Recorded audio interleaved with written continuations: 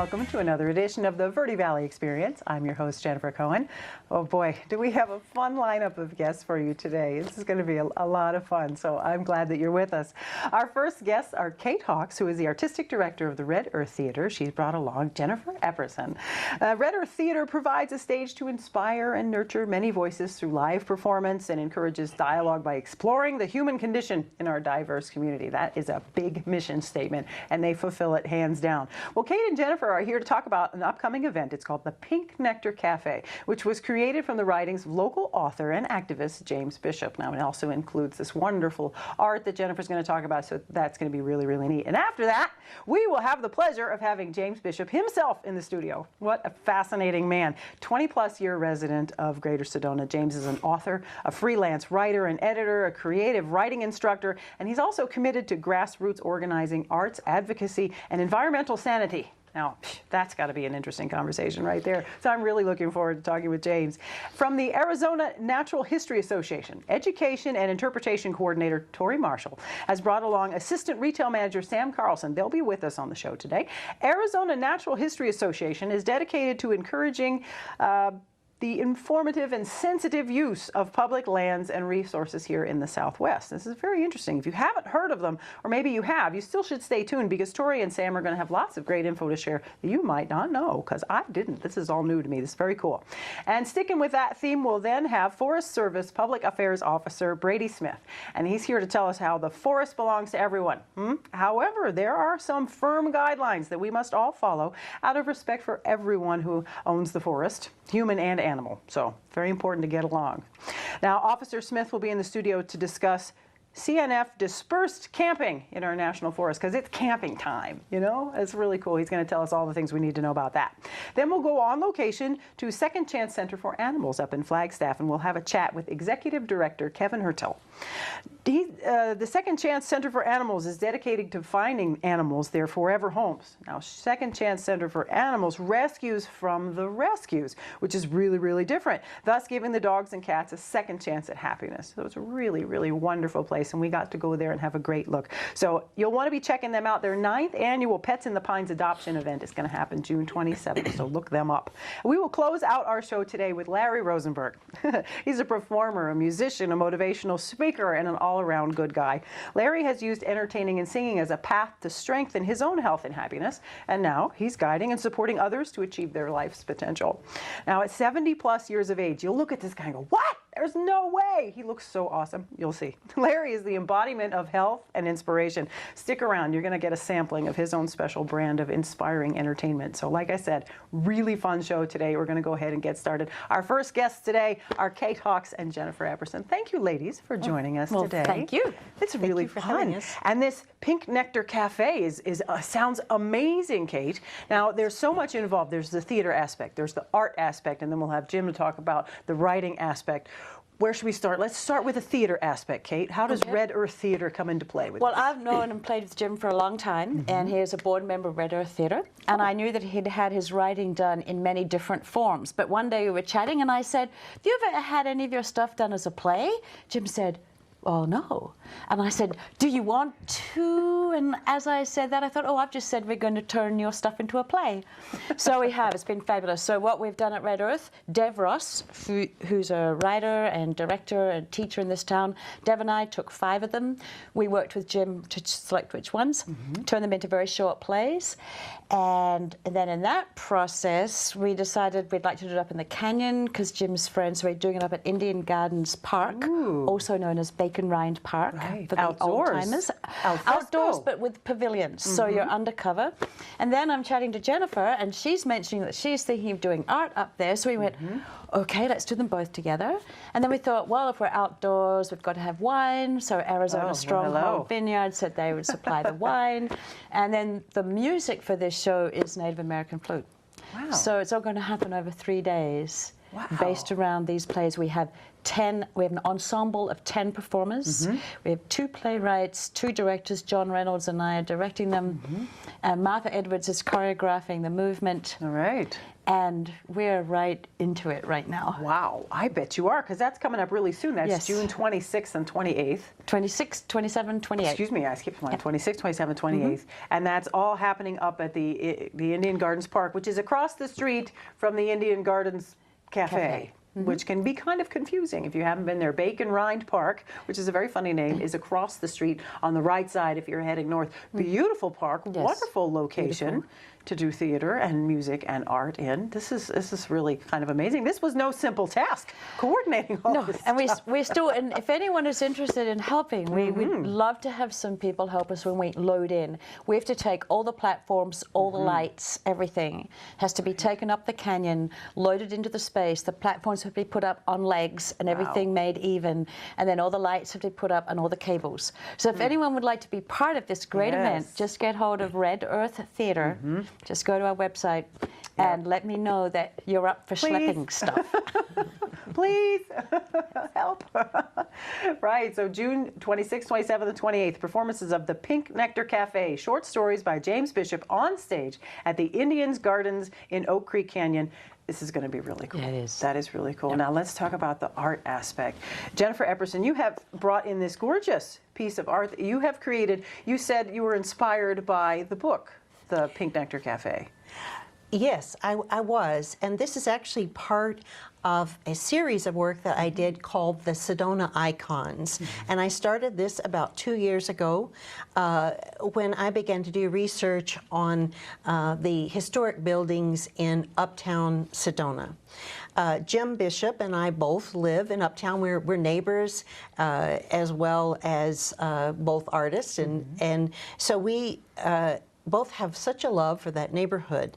I began to do paintings of buildings in Sedona that I thought were very iconic. So there are a number of those, including Indian Gardens Cafe, which has been there since 1946, I think. And the last and best architectural icon is the Pink Nectar Cafe. And this is the painting, should I? You can, sure. Yes. This is the painting that will be part of the show. It was inspired by Jim Bishop's book, and particularly on the first chapter, The Pink Nectar Cafe. In case you haven't heard of the Pink Nectar Cafe, it is a really wonderful place that not very many people in Sedona know about, and it's beyond Baca Beyond. There's also a lot of other interesting things that happened there. It's a UFO landing site. It's a bed and breakfast. It's a bar. It's everything you could need all rolled into one. And they serve this wonderful drink that just improves your life tremendously in all ways. Everything that you might want happens when you drink the Pink Nectar. So that's what this story is all about. That's wonderful. Oh, that sounds really wonderful. What is your medium on this piece? It's so different. I use mixed media. This piece is done on wood, and it has a variety of media. I was really inspired not only by the Pink Nectar Cafe, but by a very famous Picasso painting called Night Fishing in the Antilles. I do a lot of appropriation of work. So if you go back and look at that painting of Picasso, you'll see some similarities of composition. But this piece, I do both electronic and manual manipulation. And I use a lot of different kinds of materials. It's beautiful. To do it with. The colors are so rich and smooth, and they jump right out on you. It's just gorgeous. Wow, I can't wait to see how it ties in. This is so much fun. The Pink Nectar Cafe. You have the theater part with Red Earth Theater doing the performance. Then you have this wonderful art that Jennifer Epperson has created. You have James Bishop's book, The Pink Nectar Cafe, all rolled into one with music. Wow! At Indian Gardens Park, which is Bacon Rind Park, up in the canyon, June 26th, 27th, and 28th. Check out redearththeater.org. You're going to see all what you need to know there, redearththeater.org for more information about that. Kate, thank you so much for joining us today. Thank you. A pleasure. Break legs and tree limbs or whatever it is you do outside. I prefer to save the breaking legs till after we're done. Okay, there's been a few twigs here and there. Jennifer, thank you so much. Thank you. It was a pleasure meeting you and having you guys on the show. Thank you. And we'll be right back with more Verde Valley Experience, so don't go away.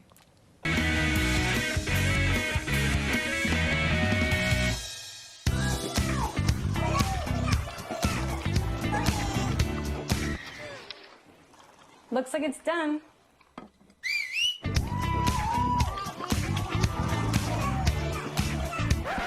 Don't let salmonella get funky with your chicken. On average, 1 in 6 Americans will get a foodborne illness this year. You can't see these microbes, but they might be there. So learn the right temperature to cook each type of meat. Keep your family safe at foodsafety.gov.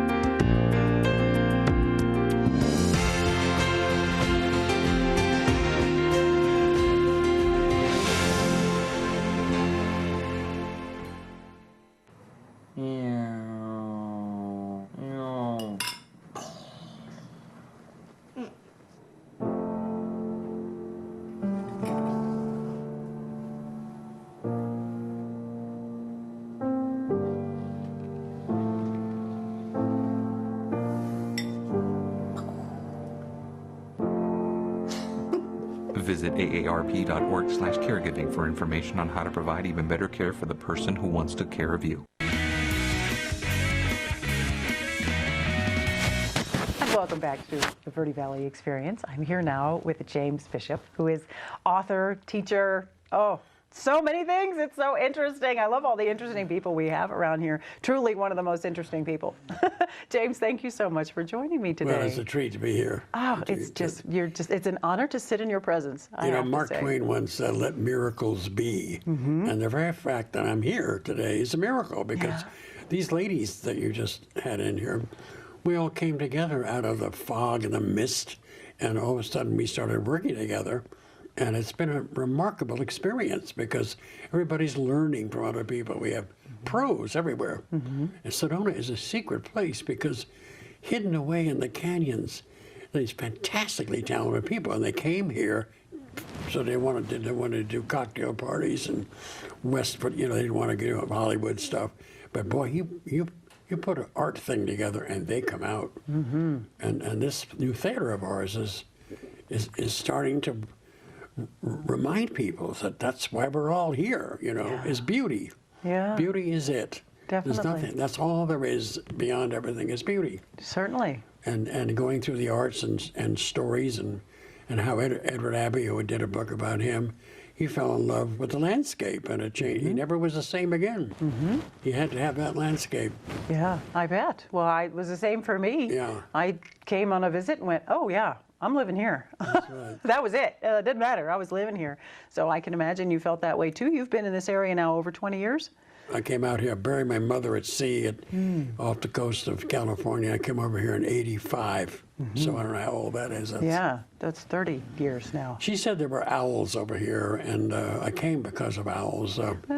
In her house in the mountains of Santa Monica, the day she died, about 35 owls came to say goodbye. Wow. And I thought, you know, how about that? And usually there are only two owls in her eucalyptus tree. Wow, how about that? So I heard there were owls on Oak Creek, and yep, I've seen them. And I come and I realized that we're all in communication at some level here. Yeah, definitely. Yeah, we really are. For sure. Tell me a little bit about the Pink Nectar Cafe. Yeah. This wonderful It book. all started by an accidental trip on an accidental bus. Just after I told you I put her at sea, and I was, someone said there were some of the Babbitts that were over here that, you know, maybe you should go out and they have a creek running through this place. So I got in this dreadful bus, a dreadful hot day, and there was a woman sitting next to me with a tam o' shanter on and a fur coat. Oh my. And I thought, okay, I'm going off. I'm not doing, no, I'm going in the corner here and take out the Bible or something. And she turned to me and said, you got to tell me where it is. And I said, where what is? She said, well, my husband is head of an oil company, and he sent me into Beverly Hills to find myself. And the man in Beverly Hills said, you've got to go to Back and Beyond, because there you'll find a place that can restore you. And if you drink the liquid, and Louis Armstrong plays on Friday night, and there are people coming from all over the place, and you come out a different person than when you went in. Do you know where it is? And I said, ma'am, I'd love to find that place. So we said goodbye, and I started doing a column for the Arizona Republic. And I started writing about the Pink Nectar Cafe. And people started coming here looking for it. And to this day, a lot of people come to this area now to change their lives. But Sure. when I started learning the mysteries of this place where I have landed, every single piece in this book ends with the line, let the mystery be. Because I came from a place where everybody knows all the answers. Over here, everything is questions. Who were the people that lived here, and where did they go? And why aren't people paying more attention to the Verde River, which is in great danger? And what about Chaco Canyon? And what about the Navajos, who have ways of healing, and we still look down on them as savages? But every single piece has a connection. And it all the idea came from Iris DeMent, a great singer out of Tennessee. And she said, you know, we don't know where we've been, and we don't know where we're going. So as for me, I'll let the mystery be. So that was my guide, is everything in here is, people don't know. Basic answers. Who lived here 25 years ago? And how come every year goes by and they find new things, and people are here much older? So who are they? Right. So it's kind of like in Aristotle and the Greeks, you say, you know, it's better to ask the question than it is to know all the answers.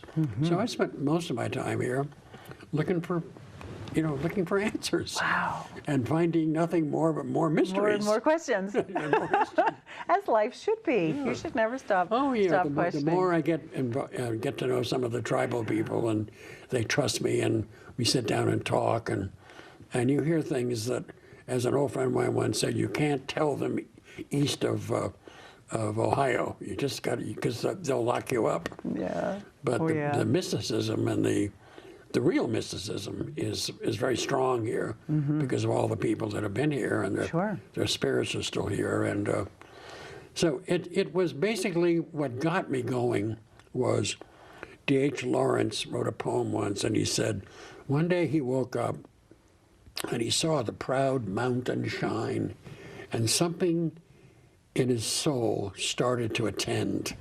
So what happened to me was, after all these years in Washington, L.A., and New York, I wasn't really attending. I was working on a lot of things, but when I got over here, I started to attend. Started to attend hummingbirds that come to say good morning to me in the morning, you know. Right. And all the things that are going on here out of nature, plus the amazing kinds of people that come through this valley. Oh, I know. And, you know, there's endless stories. And I'm going to do a writing class in the fall about Excellent. People's own stories, and learn how to, you know, don't watch TV and things that go bump in the night. Yeah. You got a story. Absolutely. You know, and come out and share and share. Definitely. If you want to check out more about the writing seminars and all that, you can go to James's website, which is newterritoryarts.com. You will see all the stuff that I would love to cover on the show, and we just can't possibly do. We don't have that much time. Find out more about the most interesting man in the Verde Valley, all kinds of really cool stuff, and see about what he's got coming up and what new books are out, and check out Amazon. You can order the books on Amazon, newterritoryarts.com. James Bishop, author, You are just amazing. I am so happy to have had you on the show. Thank you so much. Well, thank you for that. It's been such an honor. Everyone, check out the Pink Nectar Cafe. You can see it done in a very interesting way up in the canyon. Don't forget. And wow, thank you. We'll be right back, so don't go away.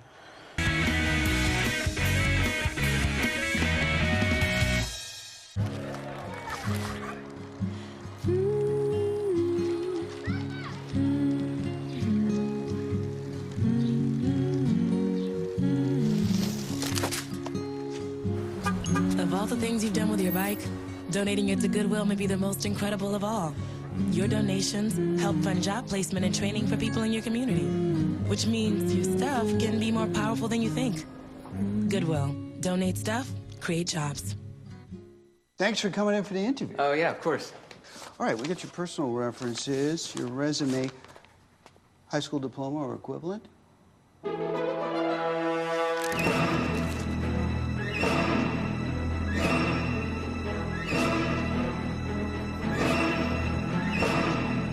Skip the drama. Get your diploma. Yes, it's right there. Great. Take that first step towards a better future. Find free adult education classes at finishyourdiploma.org. Cinderella found the pet that fits her perfectly. Tiana gave her pet the royal treatment. Belle found beauty where no one else did. And you can too. Share your heart. Share your love. Bring home your forever friend. Make a shelter pet part of your world. Happily Ever After begins at theshelterpetproject.org. And welcome back to the Verde Valley Experience. Our next guests are Tori Marshall, who is the Education and Interpretation Coordinator for Arizona Natural History Association, and also Sam Carlson, who is the Assistant Retail Manager. Thank you, ladies, so much for being here. Thanks. Now, you don't think about it when you hear Arizona Natural History Association. I mean, you think, oh, well, okay, it sounds like, you know, preserving history and la, la, la, which is some of what you do. But you do so much more than that. So tell us, what is the Arizona Natural History Association? We are a nonprofit corporation, nonprofit organization. We were founded in 1988, and what we want to do is help the Forest Service. We are involved with 4 in the north central area of Arizona, the Apache Sitgreaves, Coconino, Tonto. Tonto, and Prescott. And the Prescott, yeah, they're so close. They intermingle sometimes. And we try to help them with their special education projects, research projects, right? Funding And well, what we do is, one of the ways we get funding is membership. We also have donations, and then we have gift shops. We've got 18 gift shops on those 4 national forests, and we sell an assortment of items, anywhere from maps of the locations, trailing and hiking books. We have books on geology, archaeology, some of the things that people don't even know exist here in Arizona, whether you're a visitor or a long time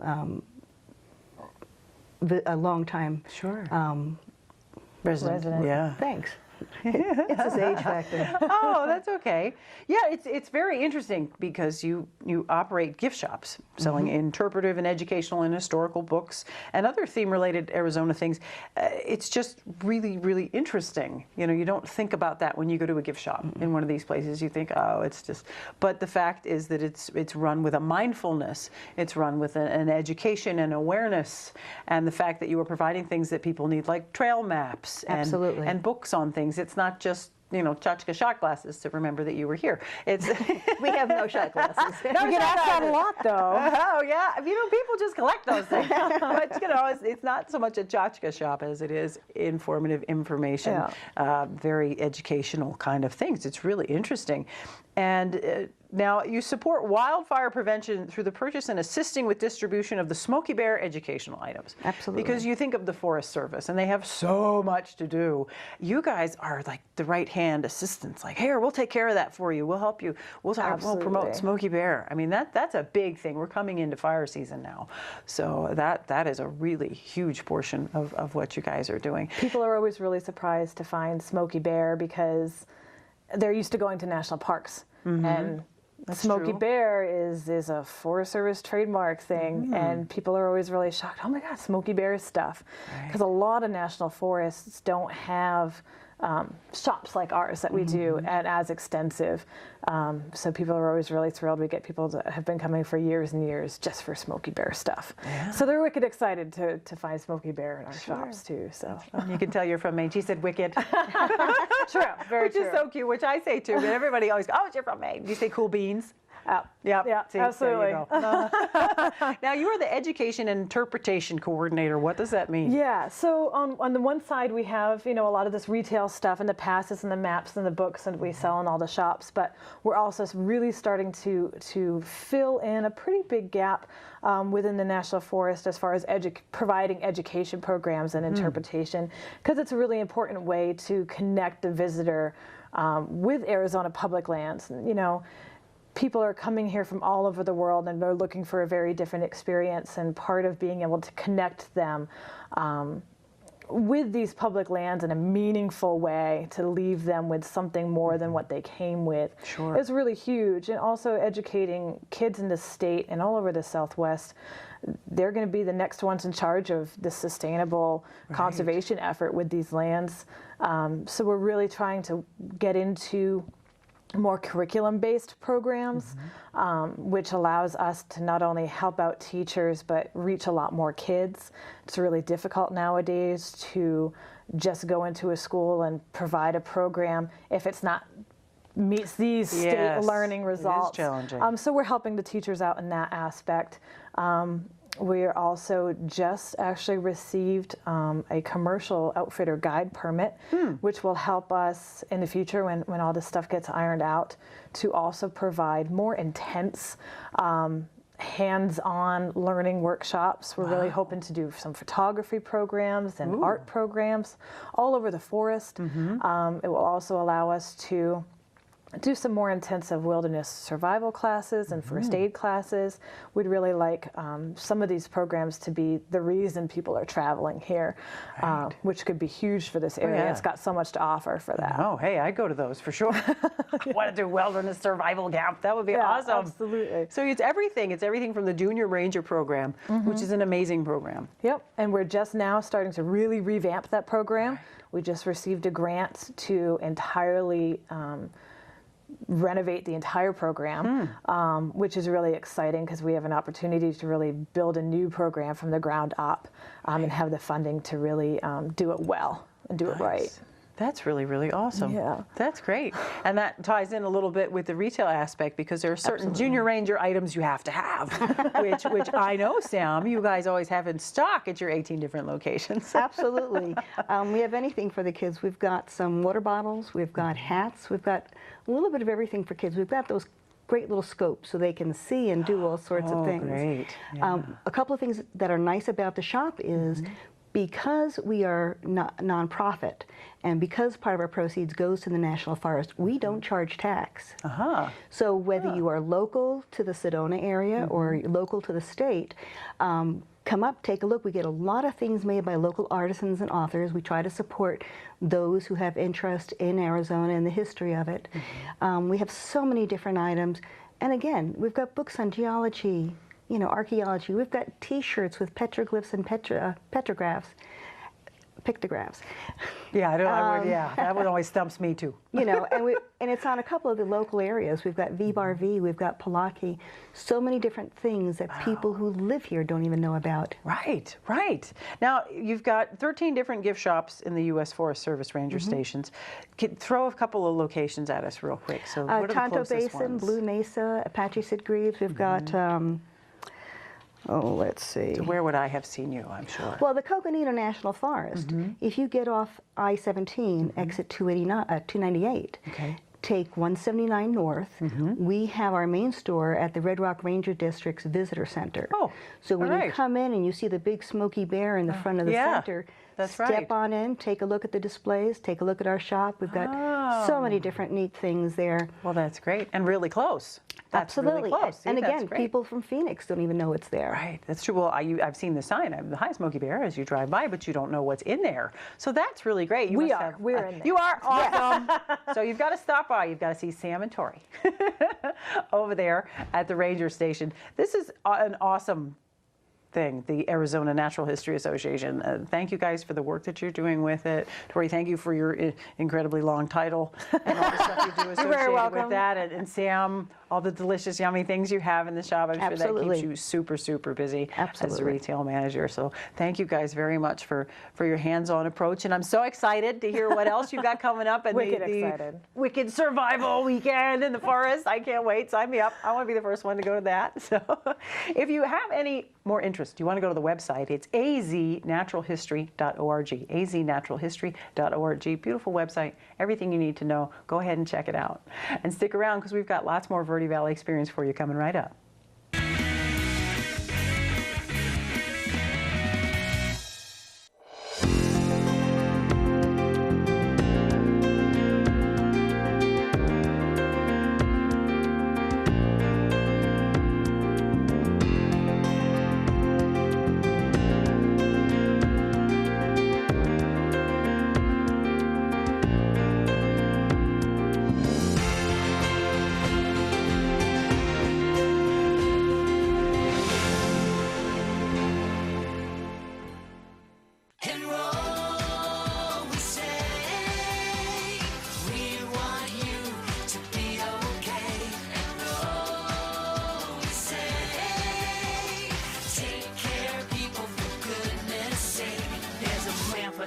Budget, so don't accept defeat. Now you can get covered and still buy me treats. You take care of your pets. Now it's their turn to take care of you. Visit getcoveredamerica.org to learn about your health insurance options.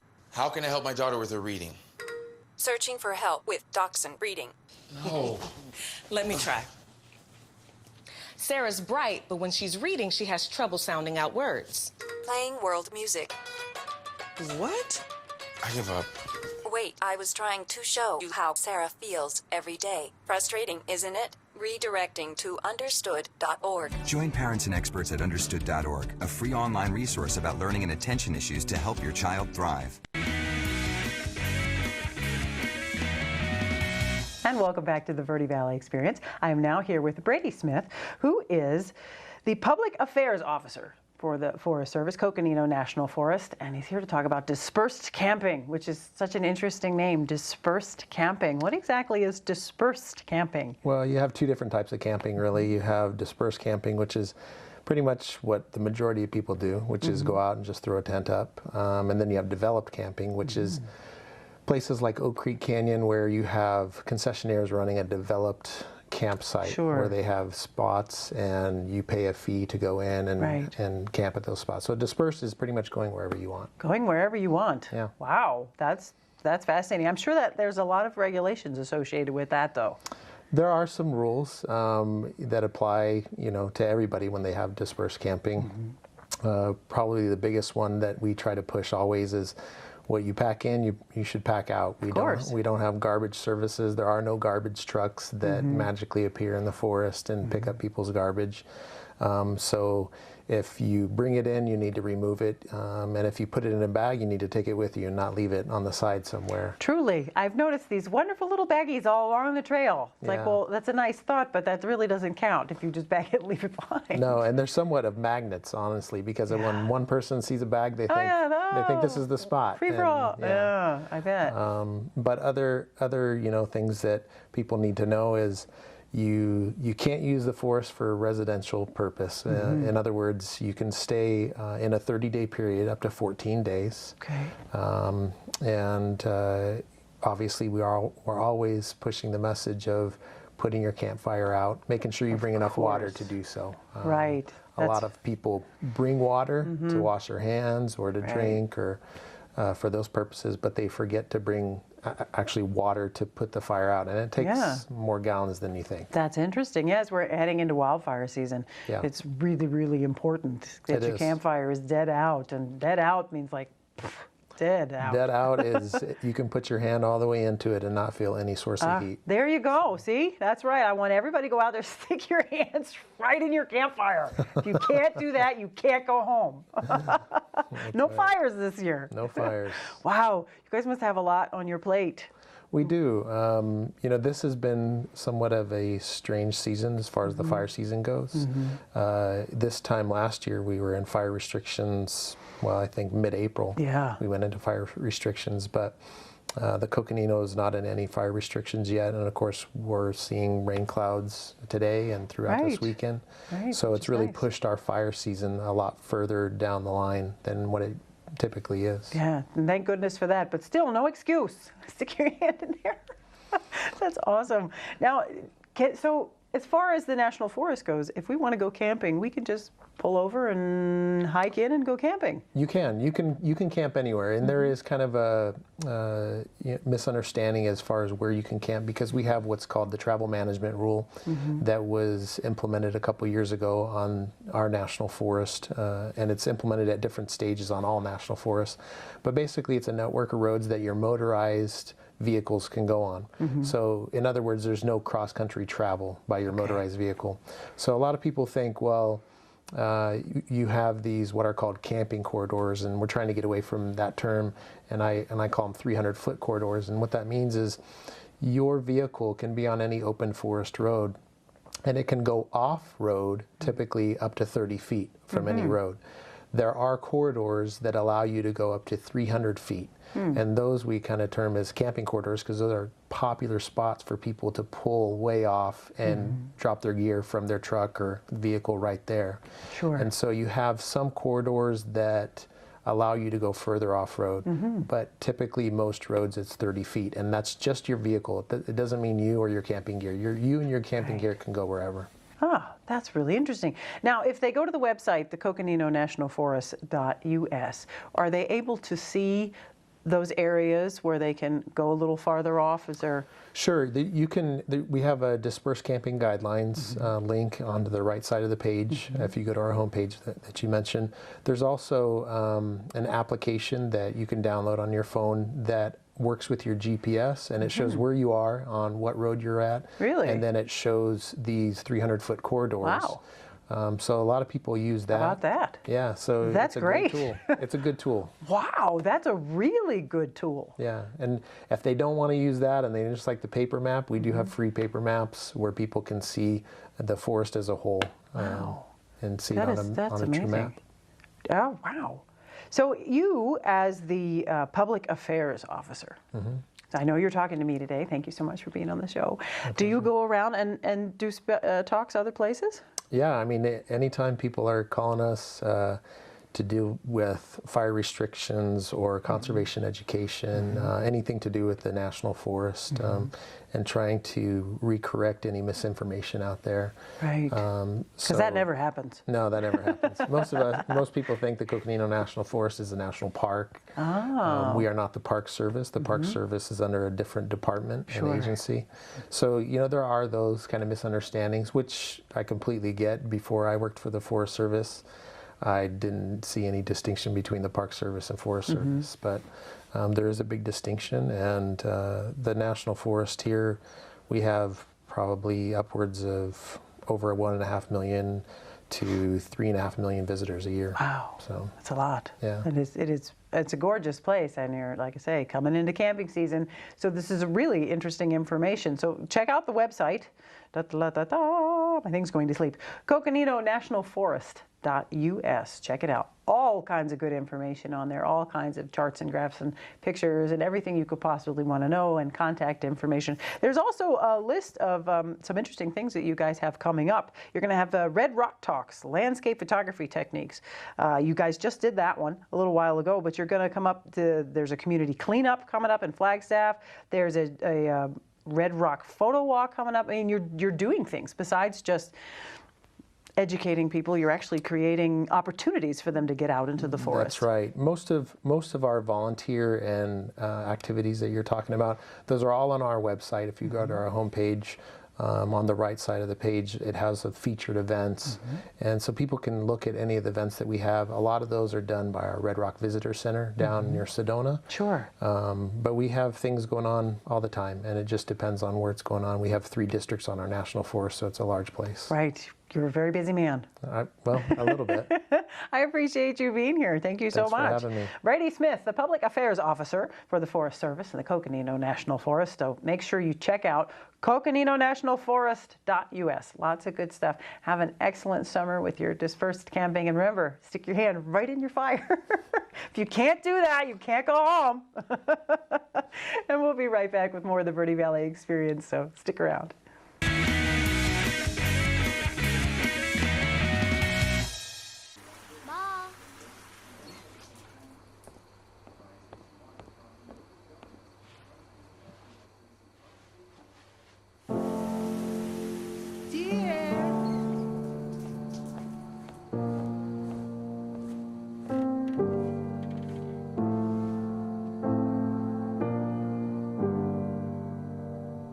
Visit aarp.org/caregiving for information on how to provide even better care for the person who once took care of you.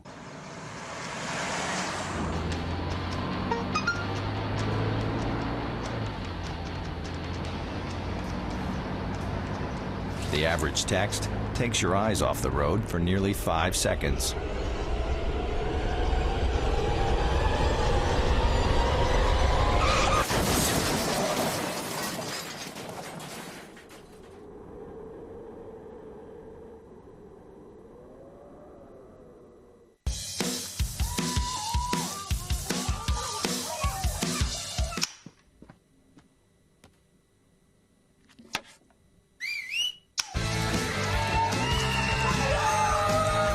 Don't let E. coli mosh with your food.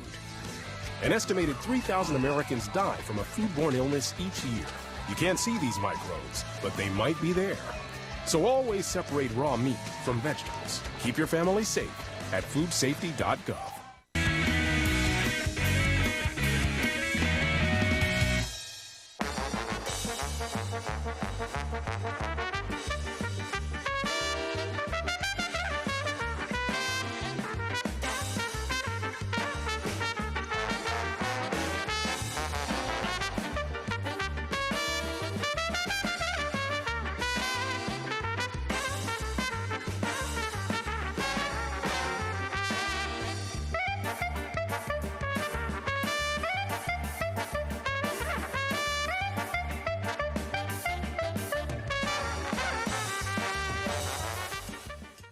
And welcome back to the Verde Valley Experience. I'm now here with Kevin Hertel, who is the Executive Director at the Second Chance Center for Animals, which is just north of Flagstaff. We are in the kitten room. Have I mentioned that I love my job? It's awesome. Playing with kitties today at the Second Chance Center. Thank you for letting us come in. My pleasure. Thanks for being here. We got the most amazing tour earlier. It was truly, truly amazing. This is not just an adoption center, but it's so much more. I'm going to let you tell us about that. But first, tell us what makes you different from any other adoption shelter. We're unique in a couple aspects. In the sense, one aspect is we only rescue from other rescues. Dogs and cats exclusively. We rescue from around 37 other rescues, including rescues on 6 different Native American nations. It makes us very rescue, and that term rescue from the rescues is trademarked with the state of Arizona, because that makes us very unique. Also, what makes us unique is our behavioral training. All animals that come in go through a behavioral assessment, and so we do training for our own animals because we want them to end up in their forever home.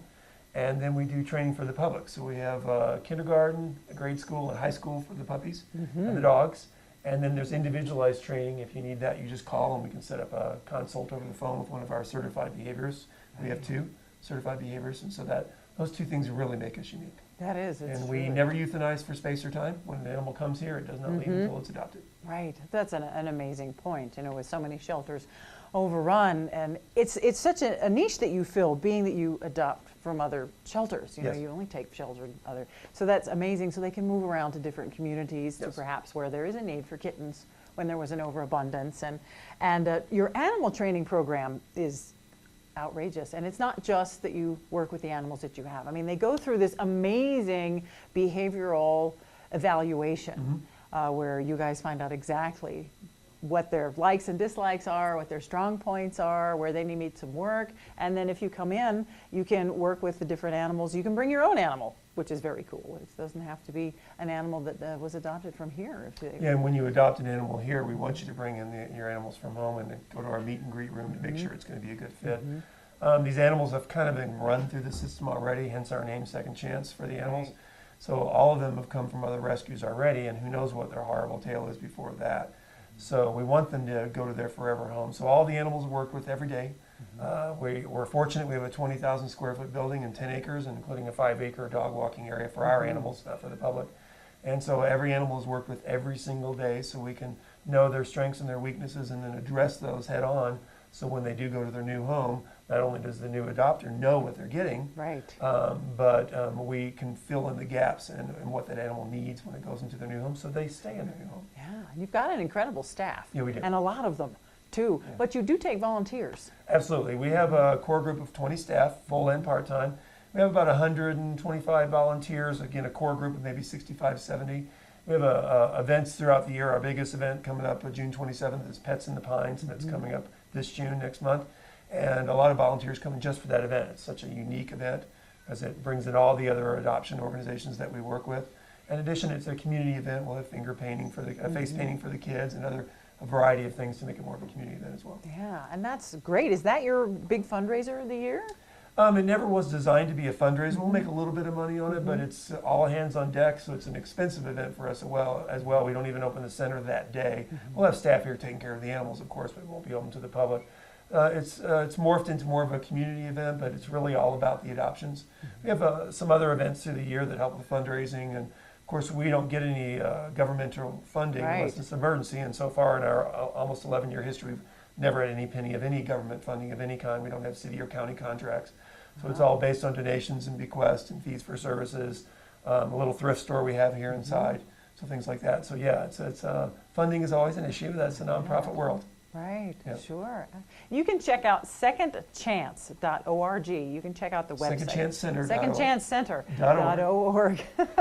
Good job. Great website. Really great website. All kinds of information on there, links, and of course how you can set up donations, and if you want to volunteer, information about that. If you're interested in dog training. Is there cat training? Absolutely. Really? Absolutely.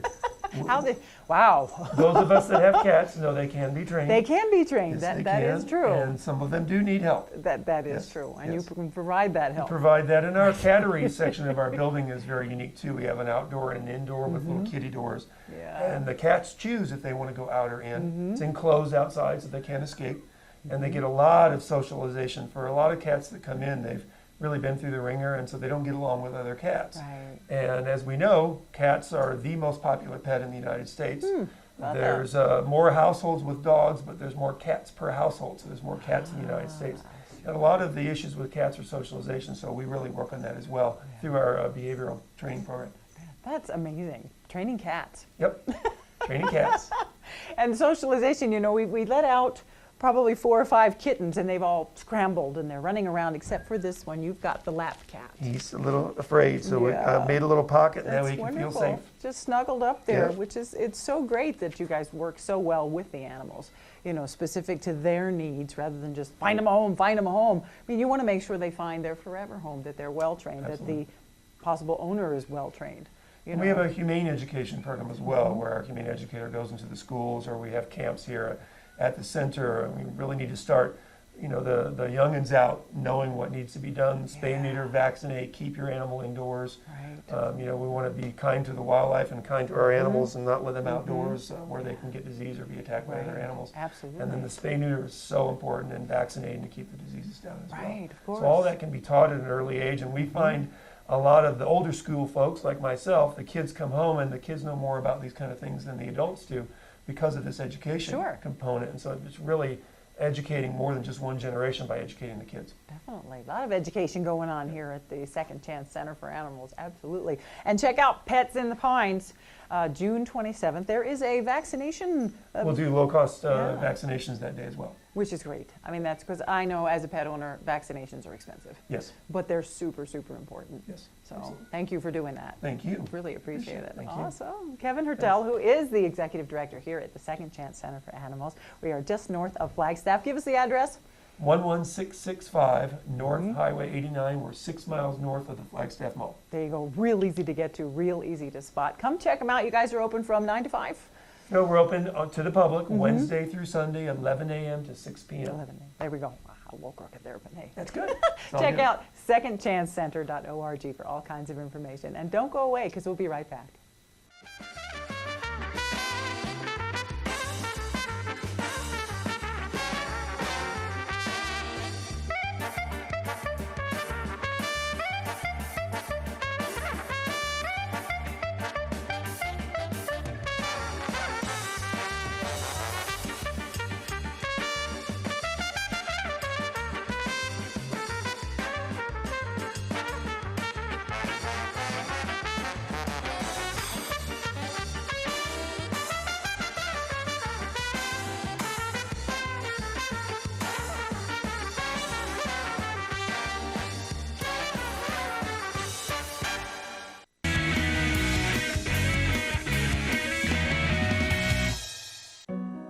They said a bottle was just a bottle.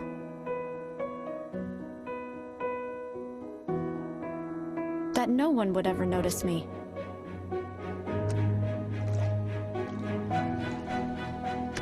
But I knew I could be more.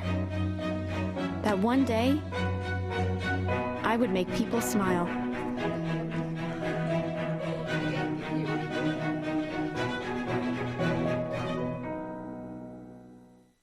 Why is Connor having trouble focusing in school? Having trouble finding Connor's middle school? Would you like directions? No, why is Connor having trouble focusing in school? Finding lowest airfare to Istanbul. No, I'm tired of fighting with him over homework. Home walk restaurant. Need a review? No, I need help. He's very smart, but his mind wanders. He's disorganized. I think I understand. Oh, good. French fries. Finding best potatoes. No! Russet. Fingerling. Yukon Gold. Why don't you understand me? Sorry, I was trying to show how Connor feels every day. Frustrating, isn't it? Redirecting to understood.org. For the 1 in 5 kids with learning and attention issues, this is what life can feel like.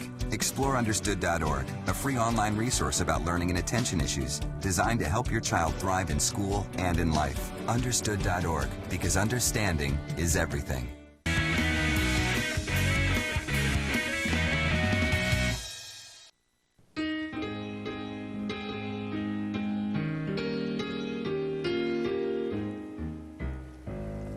The girl that I marry will have to be as soft and as pink as a nursery. A girl I'll call my own. She'll wear satins and laces and smell of cologne. Her nails will be polished, and in her hair she'll wear a gardenia, and I'll be there 'stead of flittin'. I'll be sittin' next to her, and she'll purr like a kitten. Oh, the doll that I carry, the girl that I marry must be.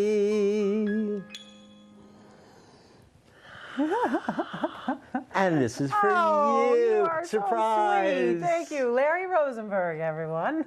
Hello. Happy to be here, Jen. Thank you so much. The star of The Larry Show, which is an incredibly unusual form of entertainment around here, I have to say. It's very interesting, thought-provoking, inspirational. It's unusual to find someone who says they do inspirational entertainment.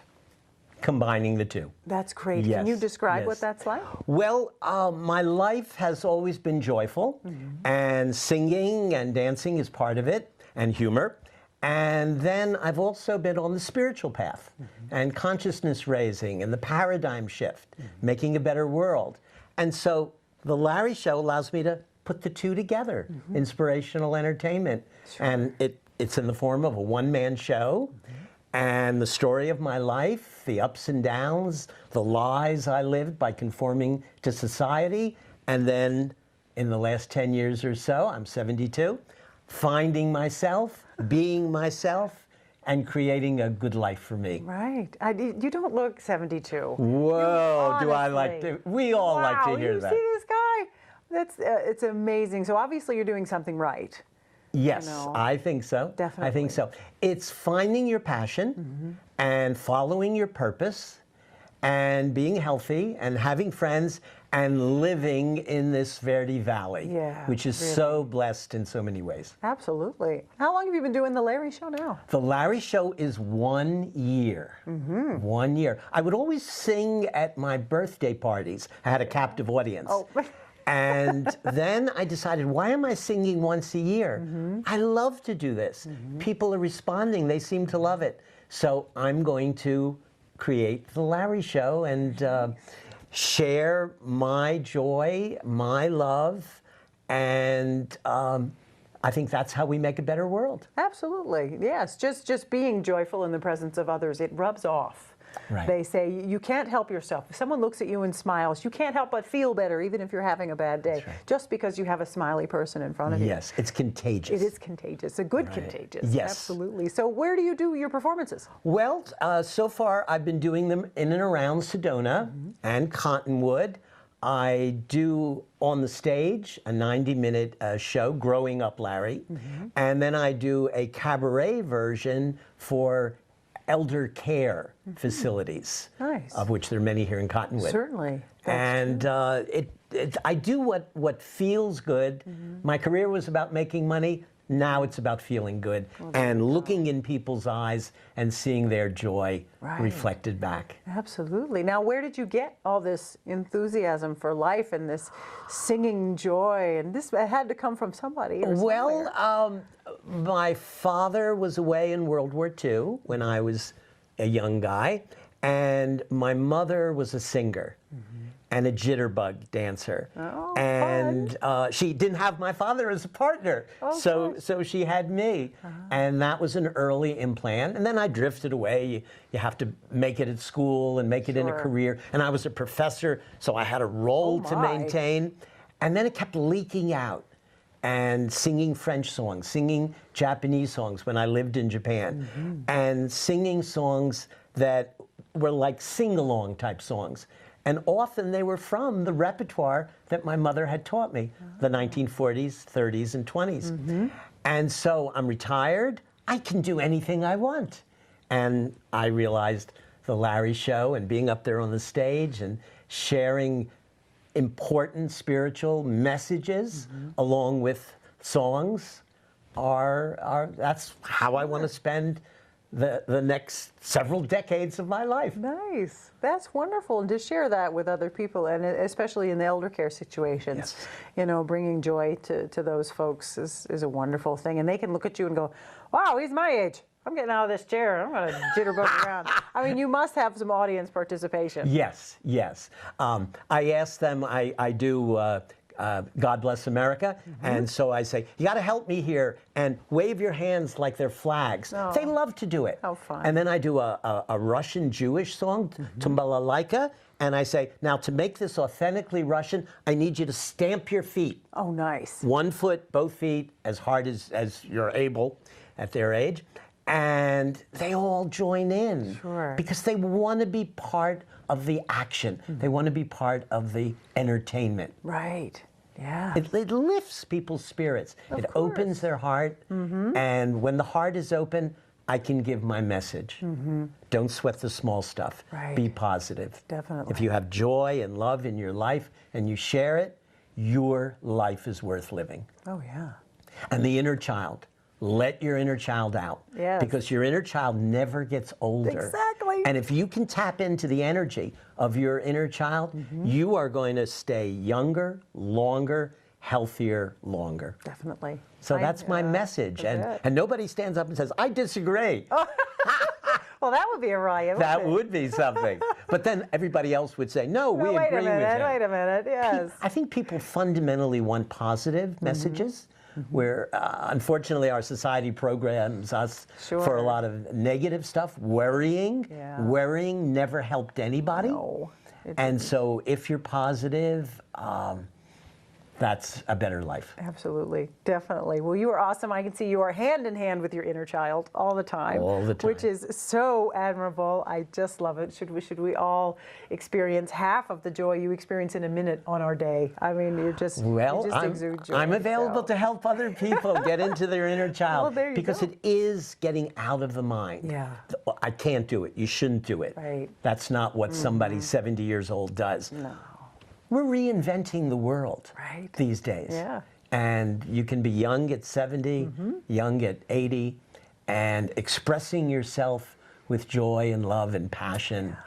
It's a great thing. Thank you for doing that. My pleasure. Check out Thank you. thelarryshow.com. Yes, wonderful website, thelarryshow.com. It's got lots of great stuff on it about Larry. And you're going to do one more piece for us. What piece are you doing next? It's called Honey Bun.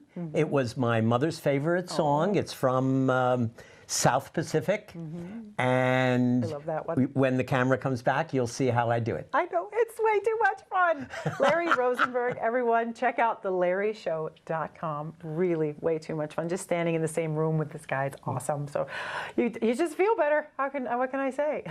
Thank you so much for watching the Verde Valley Experience. We hope you will join us next time. If you've missed anything, you can check out verdevalleytv.com. on our website. You can check it out. You can also check us on YouTube. So if you missed any part and you want to see Larry again, get yourself over to YouTube or the app. See, I can't stand next to you without laughing. Thank you so much. We'll see you next time. The Larry Show.